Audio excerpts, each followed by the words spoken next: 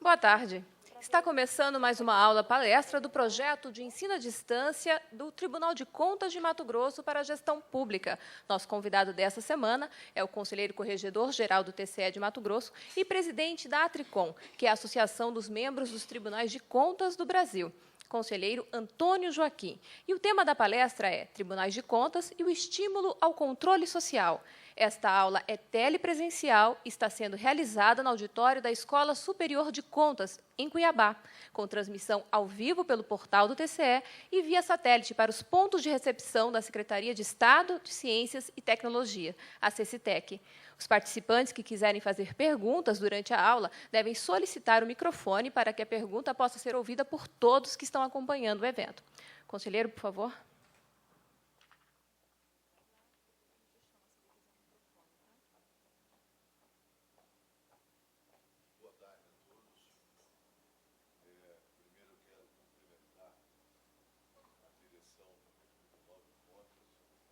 Zé Carlos Novelli, por este programa que está consolidado e está sendo extremamente útil a muitas pessoas aí no Estado como um todo, não só no Estado, quem quiser assistir no mundo inteiro assiste.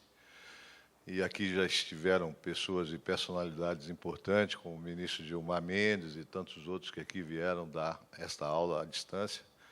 O objetivo é alcançar todo o Estado, 141 municípios, e também agradecer ao governo do Estado pela parceria através da Secretaria de Ciência e Tecnologia, que propicia as questões técnicas nos municípios. Enfim, tem tudo a ver com a minha palestra, esse programa, que é a questão do estímulo ao controle social e à organização do Estado. Eu inicio certamente sabendo que é quase que desnecessário, mas eu inicio fazendo uma contextualização do Tribunal de Contas no âmbito da organização pública do país. Na questão republicana, na República Brasileira, o contexto dos Tribunais de Contas do Brasil. Todos sabemos, eu estou dizendo que isso é quase desnecessário, mas é importante iniciar assim. A República é composta de 3 poderes, o Executivo, o Legislativo e o Judiciário, e as instituições como os Tribunais de Contas, o Ministério Público e a Defensoria Pública. É importante dizer que isso é uma estrutura como se fosse uma empresa. Então, o Legislativo cria umas normas que nós devemos cumprir, que são as leis. O Judiciário faz a conciliação quando a gente não consegue resolver entre nós e estabelece o conflito, o Judiciário vai lá e diz quem tem razão, e o Executivo executa. Executa gastando os recursos que são aprovados pelo Legislativo. E nós fiscalizamos, somos da diretoria de fiscalização. Ou seja, todos nós estamos no mesmo barco. Não há diferença na estrutura de governo. O governo foi criado para isto, para atender a sociedade. Então, não adianta as pessoas acharem que são diferentes das suas atribuições. Pode ser diferente nas suas funções, mas o objetivo é atender o cidadão, todos os poderes e todas as instituições. Então, nós somos da diretoria de fiscalização, a turma lá é da diretoria executiva, outra da diretoria de normas e outra é da diretoria de conflitos. Mas todos somos empregados, funcionários do cidadão e das pessoas que pagam impostos. Então, nossos objetivos obrigatoriamente, devem ser compartilhados e tem que ter por objetivo melhorar a vida das pessoas. Se não houver esse objetivo, se as instituições não tiverem consciência de que sua finalidade, a sua finalidade existencial é melhorar a vida das pessoas, pode mudar de atividade, estão no lugar errado. Homem público, e nós somos homens públicos, cada um com suas funções, temos esse dever de saber que nós temos o dever da boa gestão, o dever da transparência e o dever da prestação de contas. Então, essa contextualização é para dizer que cidadania se exerce assim também da nossa parte como autoridade e da parte do cidadão que nós vamos debater hoje nesta aula em relação ao estímulo ao controle social. Nesse início, eu coloquei a questão ali do... Eu gostaria que a TV mostrasse, porque senão fica... Nós estamos aqui, quero dizer, a quem está assistindo fora, estamos no ambiente do Tribunal de Contas, num auditório da Escola de Contas, várias pessoas estão assistindo aqui, e então tem hora que eu estou acostumando com isso, eu não estou vendo ali na TV aquele... Exato, agora está. O que nós vamos debater hoje é essa questão desse contexto entre cidadania, controle externo, que é o nosso trabalho como tribunal, como diretores de fiscalização, chamado controle externo, e o controle social, que é a participação do cidadão na vida da sua cidade e do seu Estado. Quer dizer, localizando o tribunal nesse contexto, de que essa função nossa de fiscal é imprescindível. Em democracia não existe sem controle, tem que ter controle. O dinheiro é público, tem que prestar contas. E essa convicção de que os tribunais de contas têm o dever de funcionar como instrumentos de cidadania. Os tribunais de contas têm esse dever, mas não apenas os tribunais. Todas as instituições republicanas têm esse dever de serem estimulantes, estimularem as pessoas a ter consciência política de participação no dia a dia da sociedade. E como fazer isso? Essa obrigação de estimular o controle social. Como fazer? Não tem outra forma, a não ser educação política, né? O próximo slide eu mostro que o Estado, as obrigações de fato do Estado, a Constituição de 88 foi a grande referência. Antes de 88, realmente existiam muitas legislações em relação à participação popular, mas a Constituição de 88 é um marco histórico em relação vamos dizer, a regulamentação da participação popular no Brasil. Então, foi chamada até de Constituição Cidadã pelo presidente Ulisses Guimarães. Então, a Constituição é esse marco, quer dizer, criou lá, através da própria Constituição, instrumentos de ação popular, de audiências públicas, enfim, uma série de instrumentos que realmente existem hoje, mas que não são usados no dia a dia. Infelizmente, ainda não há essa cultura, né? O cidadão passou a ter o direito de opinar, né, e participar, de compartilhar, validar, proteger a aplicação dos recursos públicos. Então, o grande marco é a Constituição de 88. E depois vieram a legislação infraconstitucional, quer dizer, que veio regulamentando esse dispositivo constitucional. Estou me referindo sempre à regulamentação, à legislação em relação à participação popular do cidadão na vida da sua cidade.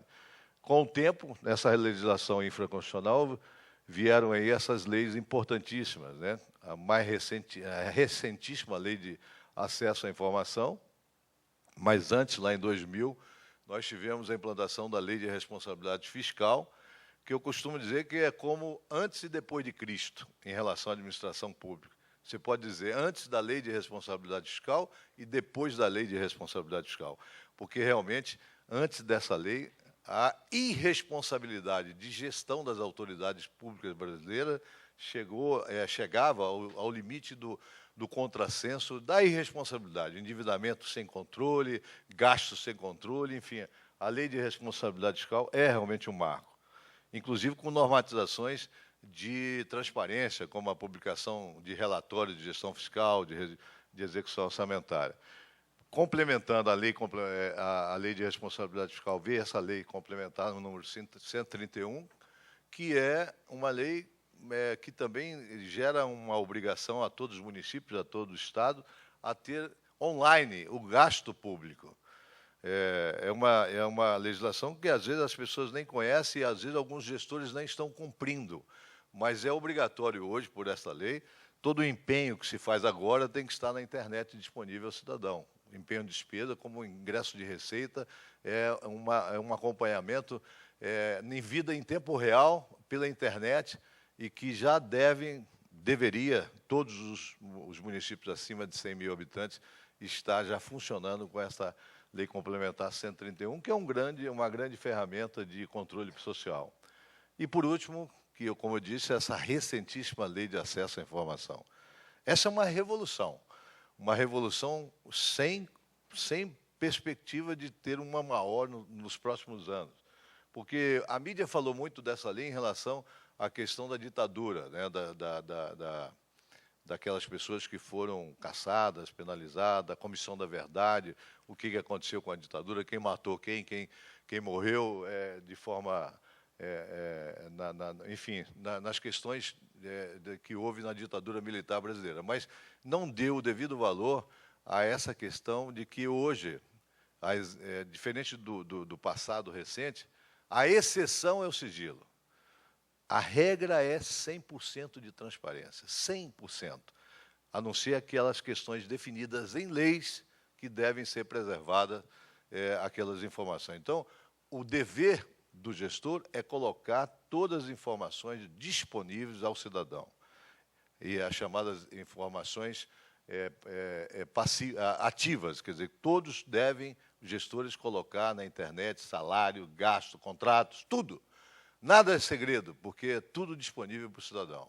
E quando o cidadão pedir informação, o gestor tem o dever de dá-la, e não perguntar por que ele está pedindo. Esse é um direito, aquela cultura do sigilo, que é uma cultura, principalmente de muitos servidores públicos, não pode, tem que pedir para o chefe para liberar a informação, se ele autorizar, eu libero. Tudo isso vai acabar, tem que acabar, porque a lei determina que isso é coisa do passado. A cultura agora é da transparência total. Não precisa pedir para o chefe para liberar nada, porque tudo tem que ser liberado de forma disponível ao cidadão. Então, essa legislação infraconstitucional, ela consolida todo um aparato legal para que o cidadão realmente possa participar do dia a dia da gestão da sua cidade, do seu estado, do seu país. Agora, nós temos um problema. Nós temos uma realidade brasileira perversa. Nós temos uma legislação, eu diria, perfeita no Brasil hoje, a começar da lei maior da Constituição Federal e depois das leis infraconstitucionais, como nós vimos. Mas nós temos uma realidade perversa no Brasil. Primeiro é esta aí, o analfabeto político. Bertoldo Brecht, esse filósofo alemão, eu vou dar o tempo para todos lerem, não precisa de eu ler, mas define com muita sabedoria o que é o analfabeto político. E isso é um problema seríssimo para o país, para os estados, para a nossa nação. Porque o analfabeto político causa um prejuízo enorme. Por exemplo, vende o voto. Nós tivemos eleições agora, recentes. Alguém aqui é cínico de não saber ou de não admitir que as pessoas venderam o voto? Eu tenho amigos candidatos que falam, olha, era 50 para vereador, 100 para prefeito. Eu não posso dizer quem, eu não tenho prova, mas imagina o seguinte, a Grécia está dissolvendo como país. Um país europeu que está se dissolvendo por questão de irresponsabilidade fiscal. Mas vocês não podem imaginar um cidadão grego vendendo o seu voto por 25, 50 dólares. É inadmissível, porque há uma cultura política de centenária, milenar, que não permite ele admitir a possibilidade de vender o voto. Então, esse analfabeto político, que odeia a política, que odeia os políticos, esse é um problema de perversidade para o desenvolvimento social do país. E é ele que gera os problemas que existem na nação. Elege pessoas desqualificadas, descomprometidas, e isso é um grande problema para nós avançarmos na questão do estímulo social. O segundo problema também é muito parecido, que é o indiferente.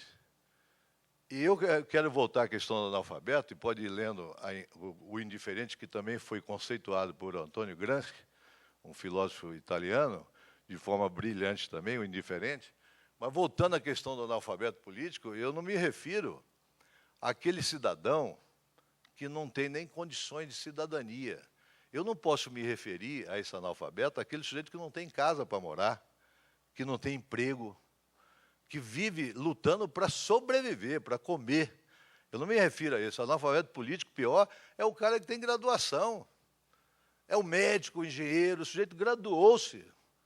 E analfabeto não sabe o que é política, não sabe o que é um tribunal de contas, não sabe o que é um desembargador, e tem orgulho de dizer que não sabe, que não quer saber, que tem nojo. Agora, esse também é complicado, porque esse essa indiferença, e o que eu acho mais interessante sobre esse conceito é que ele fala, eu odeio os indiferentes. Eu também tenho essa mesma percepção. Na vida, você tem que tomar partido, você tem que ter um lado, você tem que ter uma causa, você não pode ser indiferente. Você não pode viver na mediocridade da vida pessoal, porque fica muito medíocre você viver só para cuidar de você mesmo ou da sua família. As pessoas têm o dever de compartilhar, de participar, de ajudar, de contribuir de alguma forma para melhorar o ambiente coletivo que ele vive. Então, esse indiferente também é um problema gravíssimo na questão da realidade brasileira em relação a esta luta que todos temos no sentido de melhorar a participação do cidadão no dia a dia na vida das pessoas, na administração pública. Então, essa educação política não acontece de forma espontaneísta, por osmose. Qual é o foco? O foco é isto, investir na educação. É investir na educação. Educação política, porque a educação acadêmica, as universidades estão aí criando, formando engenheiros, médicos, advogados e todas as outras graduações, mas, infelizmente, não ensina a ser cidadão. Então, o sujeito forma-se, mas não sai de lá como cidadão efetivamente comprometido. Então, educação política, ela é necessária para complementar a educação acadêmica. E essa educação política precisa ser feita pelas organizações públicas. Investir recursos públicos na educação política. É preciso gastar dinheiro nisso, é preciso contratar consultores, e depois eu vou dar o exemplo prático disso, e por orgulho nosso, daqui do nosso tribunal. Então, é preciso que o Estado, o Poder Executivo, o Legislativo, enfim, todos os poderes, todos que fazem parte do Estado, eles precisam ter concepção, a concepção e a consciência é o seguinte, nós temos que pegar recursos do orçamento para poder investir na educação política do cidadão. Nós temos que ensiná-los a como fazer para dar a sua opinião, a prevalência, o seu desejo de como gastar os recursos públicos. Então, alocar recursos para isto é uma necessidade imperiosa para melhorar o nível de consciência e de educação política do país. E os tribunais de contas, nesse sentido, voltando especificamente ao que nós estamos aqui discutindo, o papel dos tribunais nessa questão do estímulo do controle social, eles têm uma característica diferenciada. Os tribunais existem situações nos tribunais que diferenciam das outras instituições brasileiras. Por exemplo, nós somos um depósito imenso de informações, um armazém de informações públicas, de gasto público, que nenhuma outra instituição da República tem. Todos aqueles que, de alguma forma, recebem os recursos públicos e gastam, são obrigados a prestarem conta aos tribunais. Então, tudo que se refere a gasto público, nós temos aqui. Então, os tribunais devem pegar essas informações e distribuí-las de forma compreensível a qualquer cidadão que queira participar, entender, para poder influenciar. Então, nesse aspecto, os tribunais de contas têm esse papel fundamental. E eu queria que passasse essa imagem aí que está no quadro. Nesta educação política, não tem muitas matérias, não tem como a graduação acadêmica, português, matemática, geografia, ciência, contabilidade, são poucas matérias. As matérias mais importantes que existem nessa educação política são essas aí. É o quê? O debate e a decisão de como gastar o dinheiro disponível para gastar. No resto, tudo mais é forma de agir, é como executar. Porque estas leis, esses nomes estranhos aí, PPA, né, LDO e LOA, nós vamos explicar muito rapidamente, são as chamadas leis orçamentárias. O PPA é o plano de longo prazo, plano plurianual. É o plano que se faz de 4, 6, 8 anos, às vezes até mais. A LDO é as leis que definem como fazer o orçamento anual. Lei de diretrizes, como são as diretrizes para escolher o orçamento, ou seja, como gastar. E, finalmente, a lei orçamentária anual, a LOA. Esta lei é a lei mais importante que existe. Vamos dar um exemplo prático. O Cuiabá hoje está com um orçamento de 1 bilhão e 300, 1 bilhão e 400 milhões. É isto, só tem isto para o ano que vem. 2013 só tem disponível esses recursos. E, olha, desse 1 bilhão e 400 milhões, temos ainda o seguinte, 15% é obrigatoriamente gasto na saúde, 25% na educação, tem aí quase 50% que se gasta com salários de servidores. Então, vai indo, sobra o quê? 8, 10, 15, 20% no máximo de investimento. E, olha, se somar o tanto de obra que se promete nas campanhas políticas, vão passar uns 8 anos aí, talvez ainda os 1 bilhão e 400 não vai cumprir nem 10% disso. Então, qual que é a coisa mais importante que pode existir para o debate do futuro de Cuiabá, ou de Tesouro, ou de Guiratinga, ou de Cocalinho, lá no Araguaia? É discutir como gastar o dinheiro disponível para aquele ano.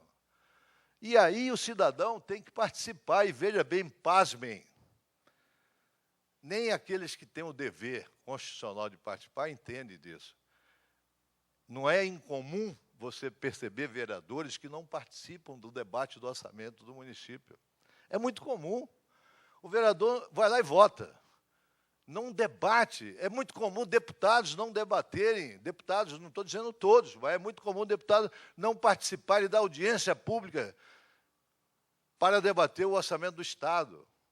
Isso é uma situação de perversidade, porque não tem outro caminho para você mudar o país quando você debate o orçamento da União, do governo federal.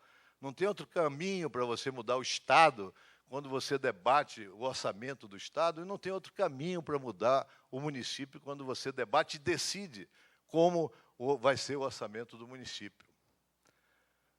Então, essa é a educação política fundamental. Além de ensinar o cidadão, nós temos que começar também a ter essa consciência de que é preciso alguns vereadores e alguns deputados entenderem que esse é um papel que não pode ser delegado. Eles têm a representação popular, o mandato que ganham legitimamente através do voto, é para isto, principalmente para isto, para poder decidir como gastar o dinheiro público. Não adianta o vereador ficar dizendo, ó, eu vou inaugurar, eu vou fazer a praça, eu vou fazer aquilo. Isso quem faz é o prefeito. Mas, na hora de discutir o orçamento, ele pode ir lá, eu quero uma praça, uma escola no meu bairro, tal, mas ele tem que colocar no orçamento. Aí o prefeito é que vai fazer. Então, essa educação política está aí a sua, como é que fala? As suas matérias, são essas aí, não tem outra. É a partir daí que começa tudo. E depois, como nós vamos ver na frente, acompanhar se está executando o que foi decidido. Aí também é necessário o cidadão acompanhar. Que gasto é esse aqui? Está no orçamento? Está aprovado? Que coisa que é esta? No dia a dia, as pessoas terem consciência de decidir como gastar e depois acompanhar se está gastando, senão tem que se manifestar e cobrar, do ponto de vista legal, um cumprimento dessas leis. Então, essas audiências, elas são necessárias. Aí eu volto a dizer, é preciso gastar dinheiro para pegar uma consultoria, ir lá no bairro, ir lá no município e ensinar como que participa. Dizer, olha, os recursos definidos para o ano que vem, disponíveis para o ano que vem, são esses aqui, esses valores. Como nós vamos fazer? Pode passar. Quanto tempo já foi? 20? Pois bem, qual que é o papel dos tribunais de contas nesse processo? Não há, como eu disse, na estrutura brasileira, uma instituição que tenha mais informações do que nós. Não há.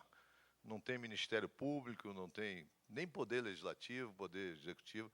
Nós concentramos todas as informações de todos os gestores. Então, esse papel que nós vamos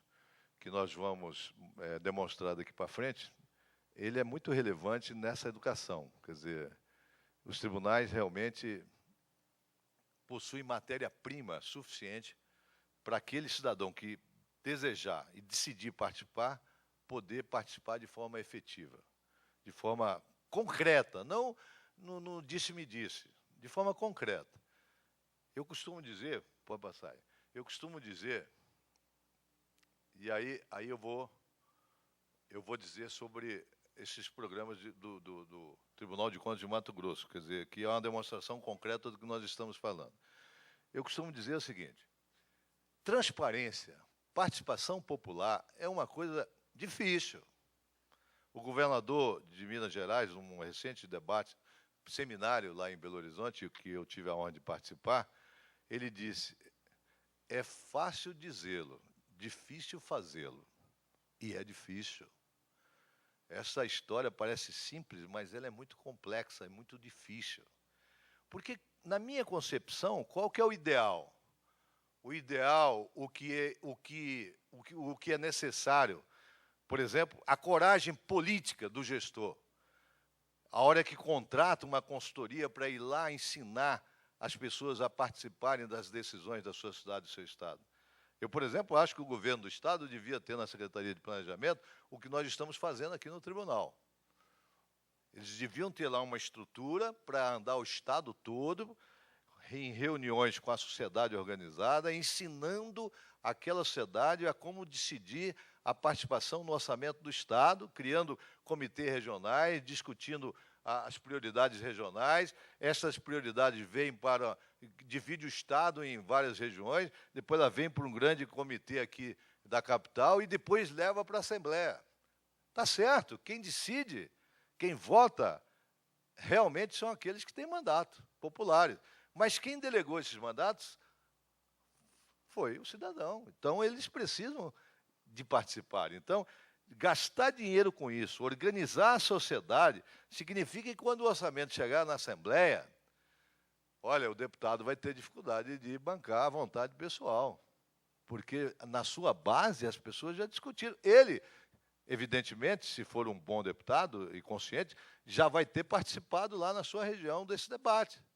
Então, quando chegar na Assembleia, ele não vai ter dificuldade em absorver essas propostas, porque elas foram debatidas na sua base, com seus cidadãos, com seus representados. Então, esta forma de trazer esse debate, decidir e trazer já de uma forma praticamente decidida pelo cidadão, é fácil dizê-lo, difícil fazê-lo, porque não tem volta. A percepção daquele que tem mandato é que ele está perdendo força, poder. Porque qual é a autoridade de se querer não cumprir um debate consensual que ocorre no Estado inteiro e chega aqui praticamente 90% pronto? É difícil, porque vai ter que aceitar que aquilo foi amadurecido num debate popular, de controle social efetivo. Então, exercer o poder, o mandato popular, ou que seja de governador, de prefeito, de vereador, de deputado, com esse nível de cumplicidade com as pessoas, com a comunidade, com o cidadão, não é fácil. Até porque tem aquela situação perversa que eu disse, do analfabetismo político e da indiferença. Mas o certo é que nós temos que perseguir isso. Então, em relação aos tribunais de contas do Brasil, existem tribunais, vários, dezenas no Brasil, que já possuem, que já estão executando projetos com esse perfil que nós vamos dizer agora. Pernambuco, Tocantins, Paraná, Rio Grande do Sul, vários tribunais do Brasil que já fazem. Mas o de Mato Grosso, podem bater no peito nós, mato-grossenses. É referência no Brasil.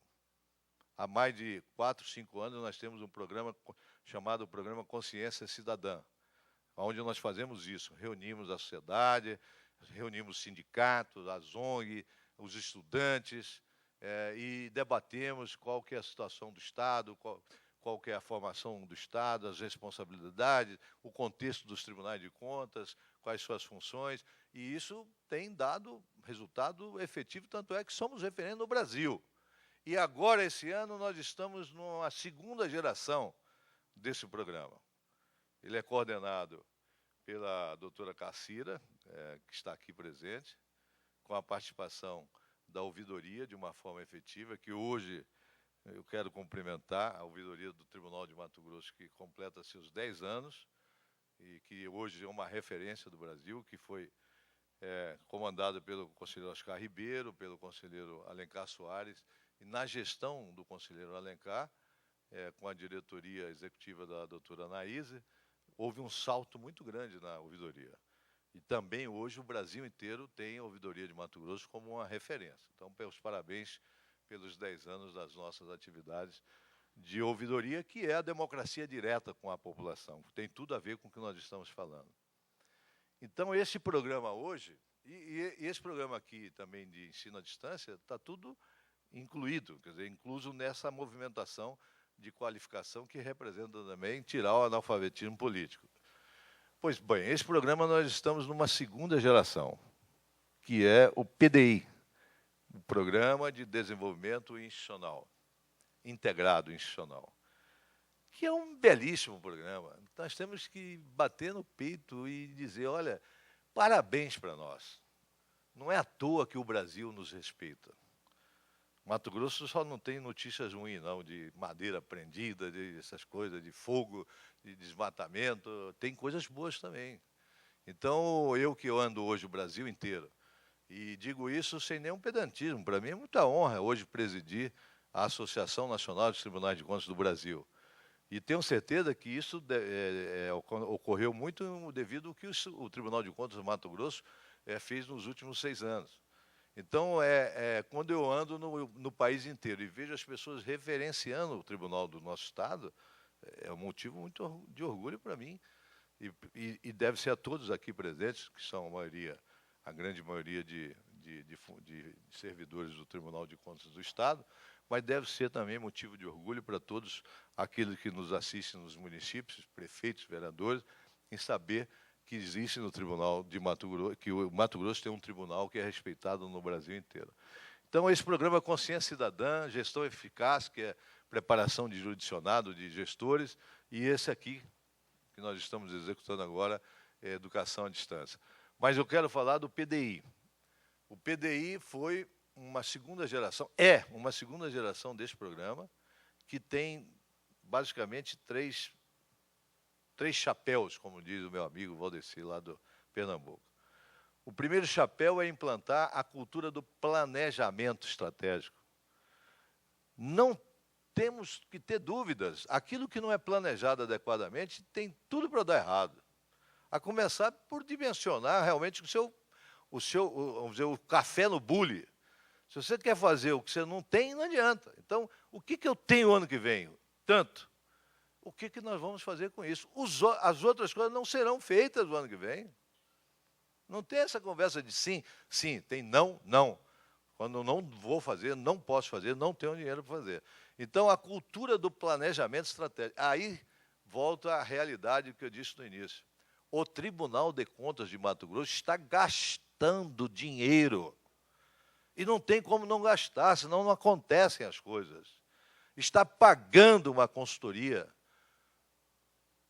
para que essa consultoria, essas pessoas capacitadas, reúnam. Isso está acontecendo já em 12 municípios, em 8 municípios, e começa em 12, alcança 20 municípios ainda esse ano no Mato Grosso, que representam 60% do orçamento de todos os municípios do Estado e 65% da população, ou inversamente. O certo é que é mais de 50% dos recursos e da população, dos 20 municípios.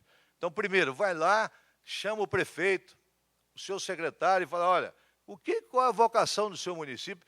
Com técnica, com orientação, porque não existe espontaneismo, como eu disse, as pessoas precisam entenderem como fazer.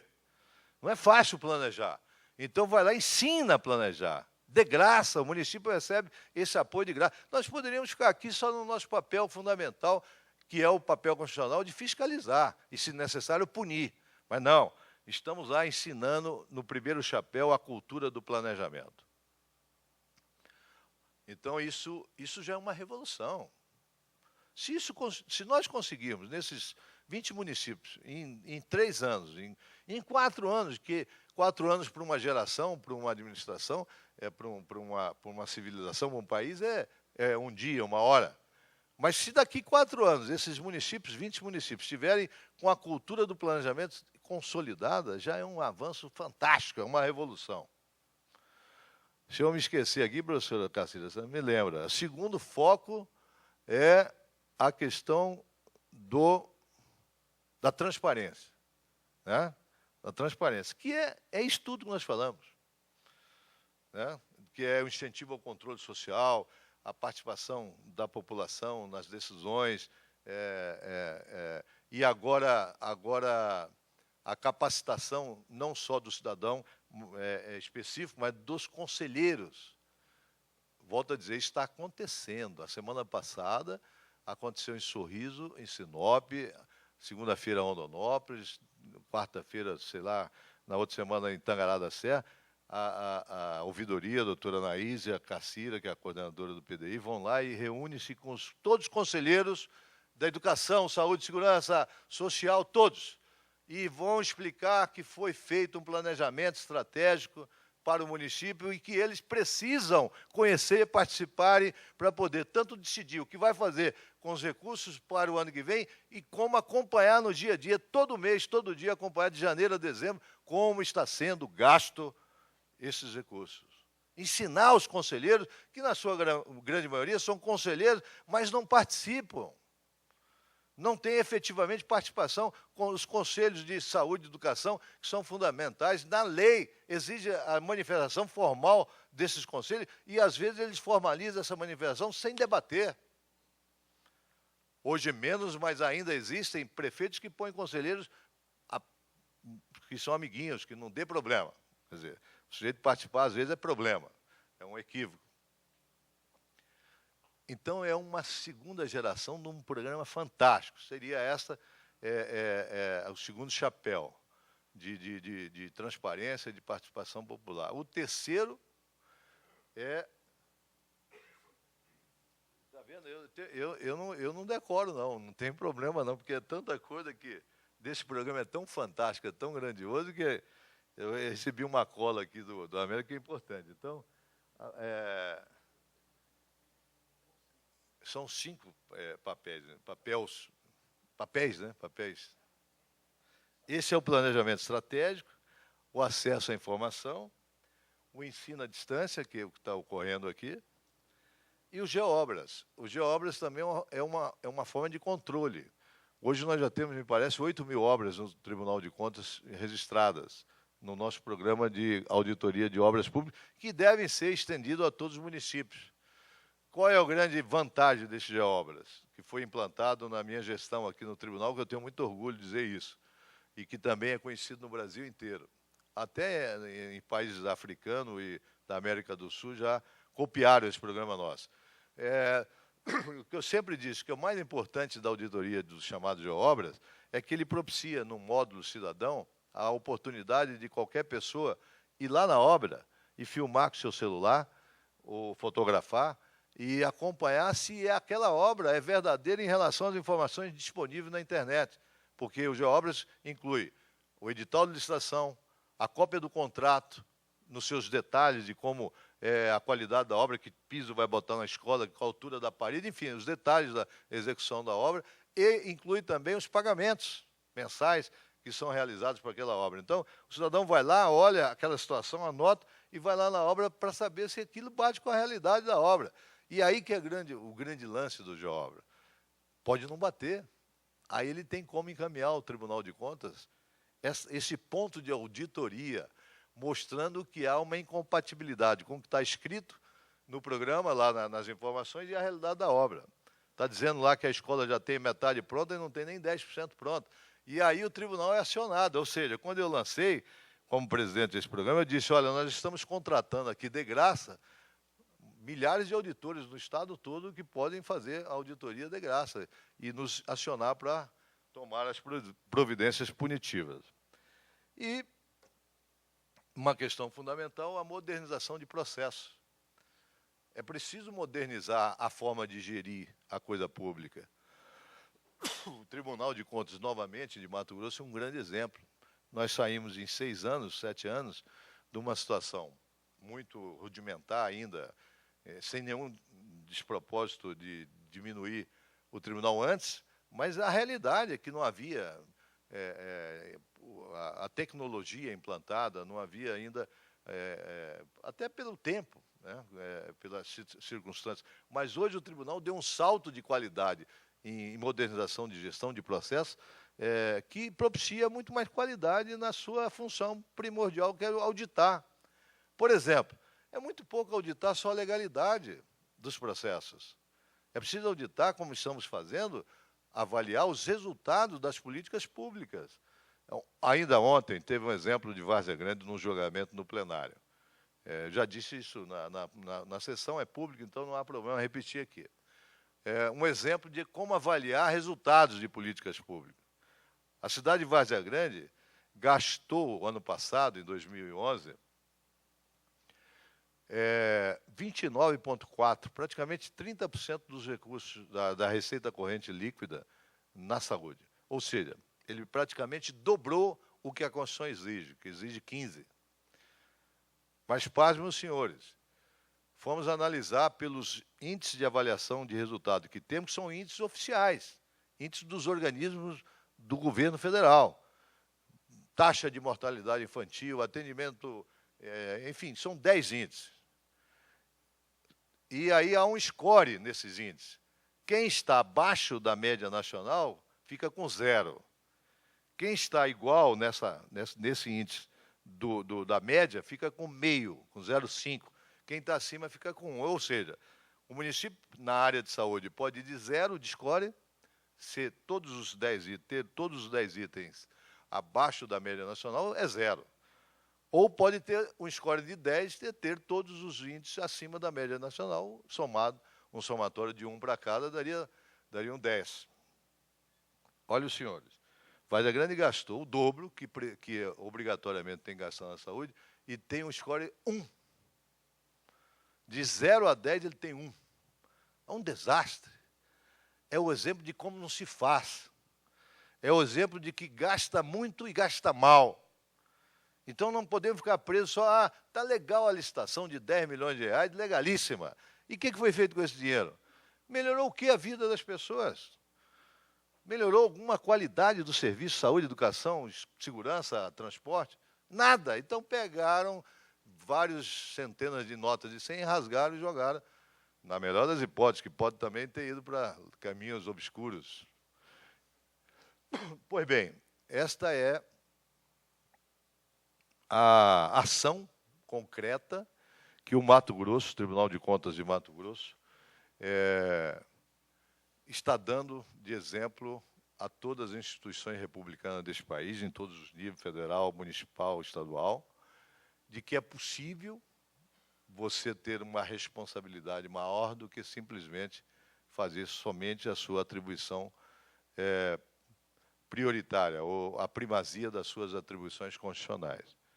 Então, o papel dos tribunais de contas no estímulo ao controle social é um papel fundamental, indispensável, que ainda é uma formiguinha no universo de problemas, mas se todas as instituições tomarem essa iniciativa, assumirem a responsabilidade, todos os gestores, de que nós temos o dever de ensinar as pessoas a sair do analfabetismo político, da indiferença política, para poder melhorar de forma consequente a vida do país, que eu digo, dos cidadãos brasileiros. E política é coisa seríssima, é uma missão nobre, é uma missão muito importante, poucos se dispõem a exercê-la, porque quando você a faz de forma comprometida, você deixa os seus problemas como segunda opção e passa a assumir o problema do coletivo como primeira opção. Então, é uma função muito nobre. O problema é o desvirtuamento das motivações das pessoas que ingressam na política. Bom, eu acho que se resume a isso. Tem mais alguma coisa? Tem mais 3? Ainda tem coisa para falar? Quanto tempo? Bom, a nossa função constitucional, né? Que, além de tudo, eu me empolgo só na questão do controle social. Mas é isso aí, nosso dever, fiscalizar, analisar, julgar a gestão dos recursos públicos. normatizar procedimentos, né, em relação àqueles que nós temos o dever de fiscalizar, prefeitos, presidente de câmaras, de previdências. Fiscalizar o cumprimento dessa legislação, nós temos o dever de fiscalizar se está cumprindo a lei de responsabilidade fiscal, a lei de acesso à informação, as leis orçamentárias. Pode passar. E aí, vamos dizer, o papel, na minha opinião, mais desagradável, que é punir. Mas necessário. É nosso dever. Depois de tudo que você age no sentido de orientar, de qualificar, de ensinar, depois o sujeito ainda não cumpre, então, aí tem que ter uma função que é a de punir. E aí a Constituição nos determina que nós devemos punir, que é a parte pior. Porque se você está punindo é porque a coisa já aconteceu. Né? A coisa ruim, vamos dizer, o desvio, a corrupção, a má gestão já ocorreu. Então, essa é a parte pior, né, conselheiro? Domingos Neto sabe que quando você está punindo é porque a coisa degringolou. Já virou a que eu chamo de lambança. Né? Então, se o sujeito não cumpre, né, volta lá, nós temos que punir de que forma? Emitindo um parecer prévio contrário de contas de governo, dizendo para a Câmara que julga as contas de governo, olha, as contas do prefeito X ou do governador Y estão muito ruins. É técnico esse parecer, existe um relatório técnico, depois votado no plenário, e aí a Câmara vai julgar as contas de governo. E eu quero aproveitar em um minuto de dizer a diferença de contas de governo e contas de gestão. Contas de governo são aquelas que se referem à execução do orçamento, ao cumprimento dos limites constitucionais de saúde, educação, endividamento, né? Ao cumprimento dos limites de gasto com pessoal, enfim, são as contas macros da gestão pública. Aí quem julga é o Poder Legislativo. Aliás, a única coisa que o Tribunal de Contas do Brasil, os tribunais, não julga é esse parecer, porque é um parecer que é encaminhado para a Câmara ter aquele parecer como fundamento para votar. Aliás, tem alguns movimentos no Brasil, quero alertar os vereadores, e certamente vai acontecer em Mato Grosso, que alguns tribunais de contas e o próprio Ministério Público está exigindo que quando a Câmara, e pode fazê-lo, quando a Câmara rejeita o parecer do tribunal, o voto tem que ser fundamentado. Não adianta ir lá só votar contra, não. Tipo assim, parecer do Tribunal de Contas para a Prefeitura de Araguaiana. Contrário. Parecer contrário. Aí a Câmara vai, derruba o parecer contrário e passa a ser um parecer favorável. Existe um movimento no Brasil exigindo que pode fazer. O julgamento é do Poder Legislativo, mas o vereador tem que escrever lá, olha, eu estou contrariando o parecer do tribunal por isso, por aquilo. Essa turma fez tudo errado, essa turma não entende nada de contas, e eu, por isso, eu vou votar contra o Tribunal de Contas, o parecer do tribunal. A outra se refere às contas de gestão. Traduzindo, o que são contas de gestão? É o assinar o cheque, é ordenar a despesa, é gastar o dinheiro, é emitir a ordem de pagamentos, é gastar, é executar financeiramente o orçamento, que não o fazem o presidente da República, quem faz isso são os ministros e os presidentes de empresa, que não o faz o governador do Estado, quem faz são os secretários de Estado, por isso que não tem contas de gestão para o governador e nem para o presidente da República. Mas para os prefeitos existem por quê? Porque, na sua grande maioria, os prefeitos exercem os dois papéis, o de gestor político e o de gestor do orçamento, de ordenador de despesa. É ele que assina o cheque. Então, ele presta duas vezes, ele é julgado duas vezes. Se não quiser ser julgado duas vezes, delega a ordenação de despesa para os secretários. Aí não serão julgados nas contas de gestão. Então, emitir parecer e julgar irregulares, se for o caso das contas de gestão, aplicar multa ou outras sanções e propor medidas corretivas através do tal do termo de ajustamento de gestão, que está previsto já na nossa legislação. Como o Ministério Público tem o TAC, termo de ajustamento de conduta, nós temos o termo de ajustamento de gestão, que a gente percebe que há um desvio aqui ou acolá, mas que não é por má fé. Então, vamos assinar. O Tribunal de Contas tem esse papel. Ele é um tribunal administrativo, ele tem que ter essa visão de razoabilidade, porque o que vale é o interesse final do cidadão em melhorar os serviços públicos. Então, esse termo de ajustamento de gestão, ele é necessário, imprescindível para você corrigir rumos de gestores que não queriam errar e erram porque, às vezes, não têm conhecimento. E, por último, a questão da transparência, que, no geral, já disse, né? No caso do tribunal, aqui é uma coisa mais específica também, é o seguinte: os tribunais de contas que fiscalizam precisam ser fiscalizados. Eu tenho defendido isso no Brasil inteiro.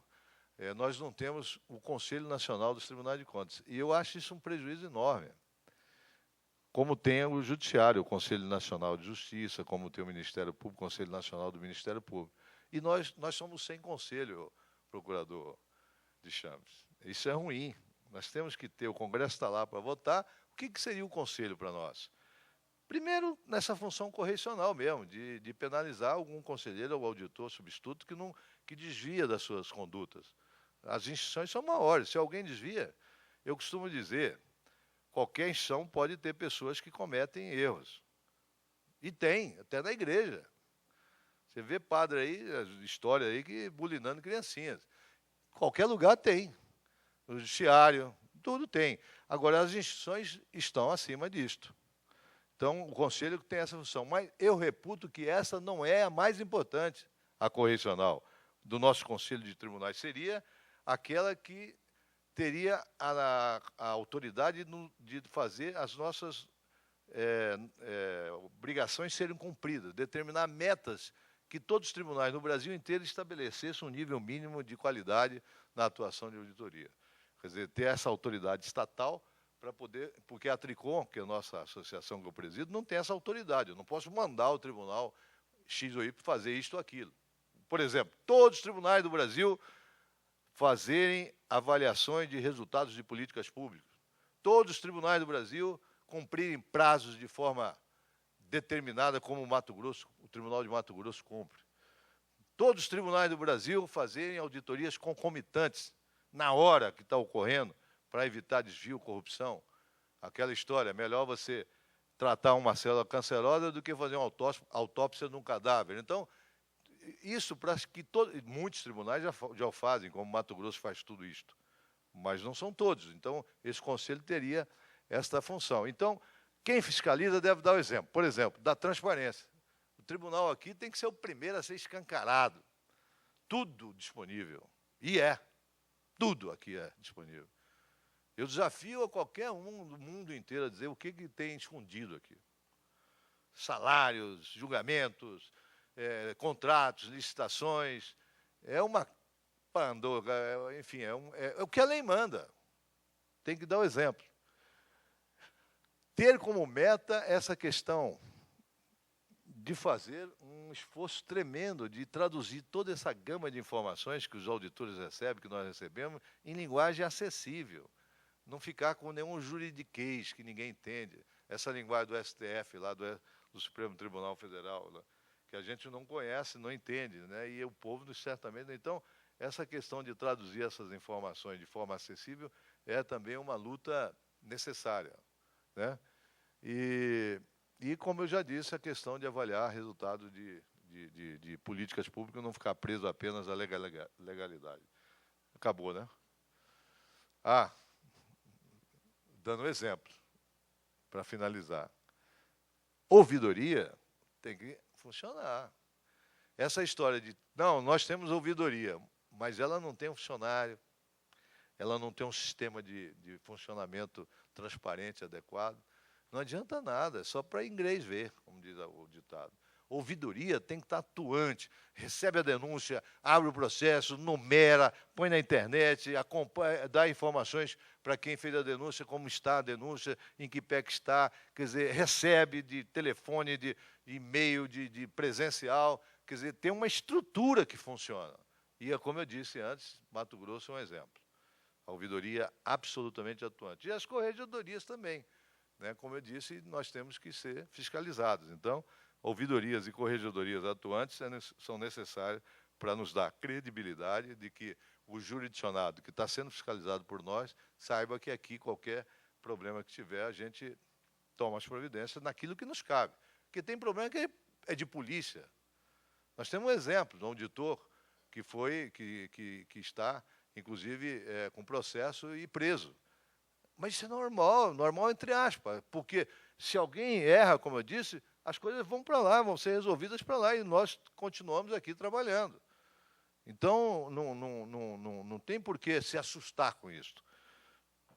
Deve se assustar quando não funciona, quando a coisa se mistura. Mas, nesse caso, as coisas têm o seu rumo natural. A nossa corregedoria funciona muito bem, existe uma legislação, existe uma comissão disciplinar que é nomeada com mandato de 2 anos, com técnico, com auditores concursados.